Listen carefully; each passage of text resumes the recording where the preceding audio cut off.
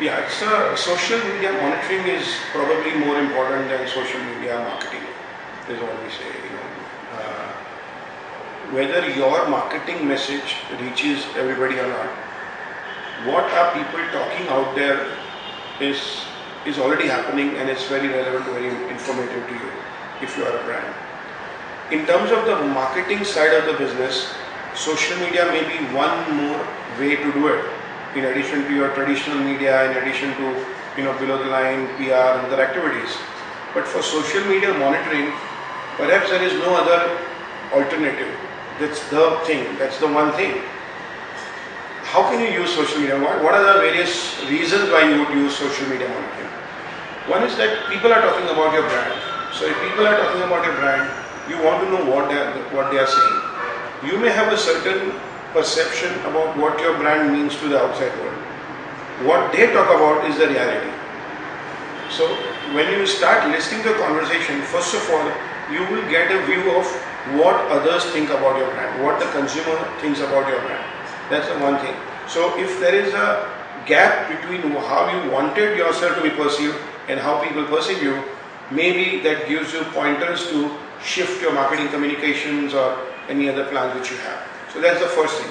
Second thing is that when they are talking about your brand, they may be talking about multiple things. They may be talking about what they like about your brand. They may be talking about what they would like you to do next. Maybe bring this product out in a different color, maybe bring it out in a bigger size, or whatever, make it available in a different city where it's not available today. So they may be giving you interesting pointers about tomorrow for your future, for your market development. That's one. They may be telling about the problems they have using your product or your service.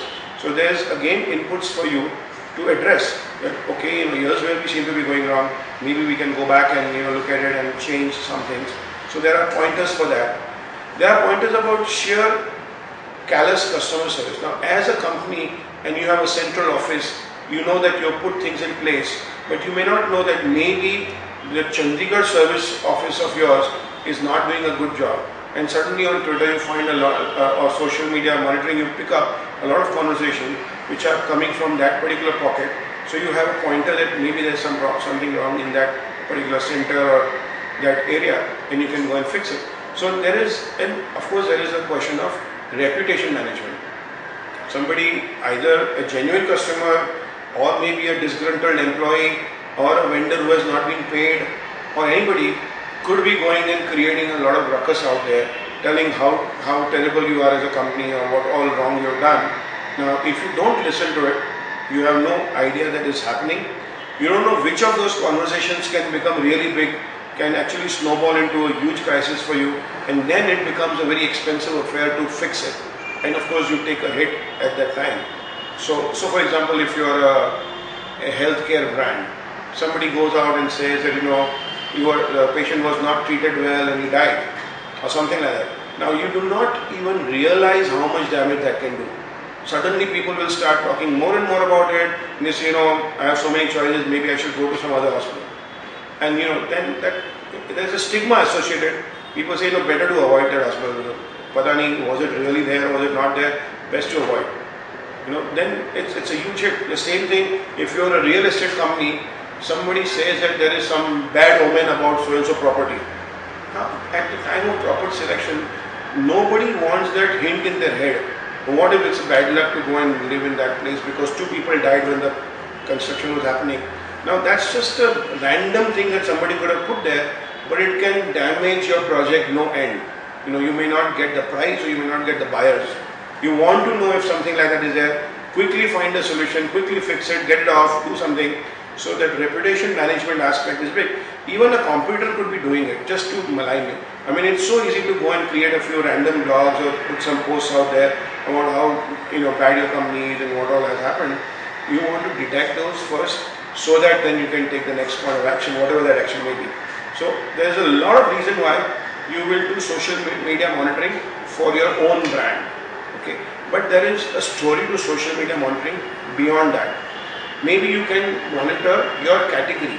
So if you are in the automobile category, you can monitor just the category itself and say, what are people talking today in terms of their preferences, their choices, what's important to them while making a purchase, is it price, is it comfort, is it what? So all those kinds of conversations are happening. Often some of them will give you a wish list that people have about your category.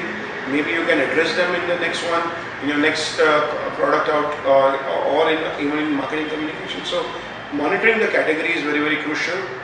The third opportunity actually is to monitor your consumer, the typical customer which you have. So supposing you're a B2B business and you cater to the automobile sector, you are an automobile component manufacturer and you supply to a whole lot of automobile industry. How about monitoring conversations amongst engineers or technical people in the automobile space for what their challenges are? So do they want to make a lighter vehicle, and so are they replacing steel with plastic? I mean, what are the kind of things that they are talking about? What are their problems in terms of supply chain or something which are not addressed? Now, understanding that tells you tomorrow what you need to do as an industry, as a business. So it's again not about your brand. It's not about your category. It's about your target folks, the people who buy your product and where it's required. Just monitoring those conversations give you immense insights and give you preparation for tomorrow. So it could be called as market research. It could be called anything. So there is, if you're there's one more thing. If you're a company which has a large amount of employees, you want to see what they are talking about. An existing employee, as soon as he's out of your office, he's one more person out there on social media. Are the employees talking good about you? Are they saying nice things, bad things? Is it a good place to work? Is it a bad place to work? What about prospective people? So if you're recruiting engineers, if you're recruiting MBAs, are they having your brand as an aspirational brand from a recruitment perspective? Is it coming into their consideration space when they talk about job opportunities or not? And what can you do to build your reputation as an employer brand? Okay. So also for financial, if you're coming out with an IPO, you want to be sure that this general sentiment around your brand and your company is a positive one. As soon as somebody starts poking holes that you have a problem, you don't have a good track record, you're going to lose some contracts, maybe your numbers will fall. As soon as that kind of wind starts going out, people may stay away from your IPO and you may not have a successful IPO. So you may want to monitor financial community also in that kind of a scenario. So social media monitoring is huge. It's relevant across the board for various functions, and it's the first thing we recommend even before going out and talking in the social media space.